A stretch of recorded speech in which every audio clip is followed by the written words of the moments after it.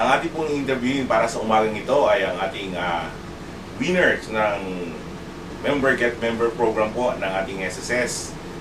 Sa pangatlong pagkakataon po, siya po'y nanalo ng 10,000 pesos at umaasang mananalo pa pagdating ng grand prize at siya po rin ang makakakuha ng pinakamaraming miyembro na dito sa Hong Kong.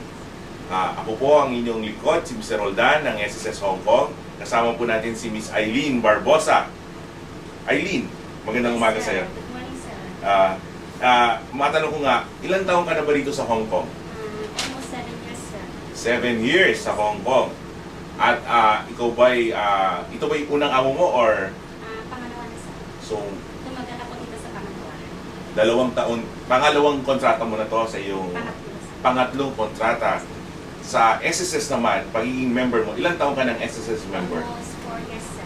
4 years na, matagal-tagal na rin pala ikaw na member ng SSS dito sa Hong Kong.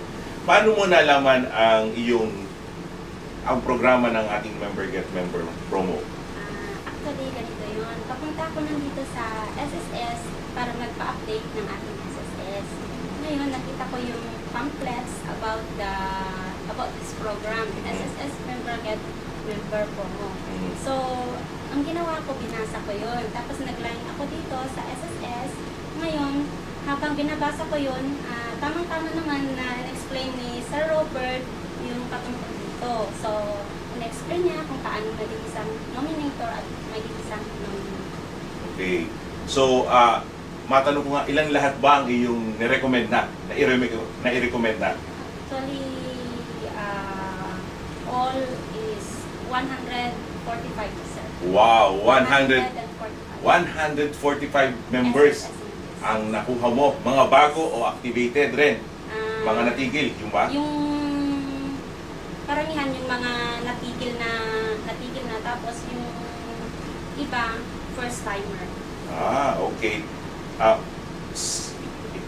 Malayo ko mo maitanong, saan ka ba umuwi sa Pilipinas? Sa Barangay 4 sa Isabela, sir. Taga Isabela ka? Yes, sir. Okay. So, at ilang beses ka na mo umuwi sa Isabela? Every 2 years, sir.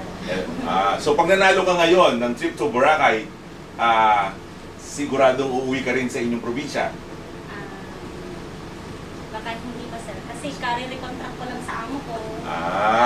Okay. Sabihin niya kung kailan ako.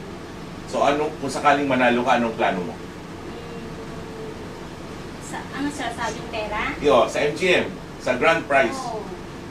Pag di lang ang ganda sana, sir.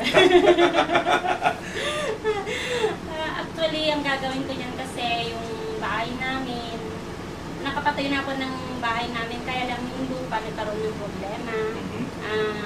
Nung hindi ko alam na yung position pala yun.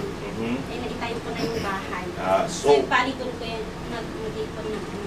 Wala ka bang balak mag-salary loan o housing loan para sa iyong in the future? Kung manalo, baka hindi na. Okay.